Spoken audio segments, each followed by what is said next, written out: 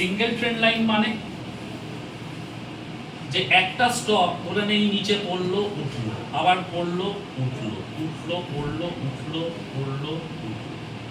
ভালো করে দেখ, আমি ওপরে কিন্তু একটা পয়েন্ট ধরে ট্রেন্ড লাইন টানতে পারছি, একটু এদিক সেদিক হয়ে গেলে কিছু মনে করিস না। এগুলো পুরোটা ক্যান্ডেল ক্যান্ডেল করেই হবে, আমি জাস্ট লাইন চার্টে দেখাচ্ছি। লাইন চার্ট ইসিজি গ্রাফের মতন এরকম ভাবে দেখিয়ে দেবো চার্ট দেখানোর সময়। যখন আমরা খালি একদিকে লাইন টানতে পারছি তখন আমরা বলছি সিঙ্গেল ট্রেন্ড লাইন বা এসটি শর্ট ফর্ম।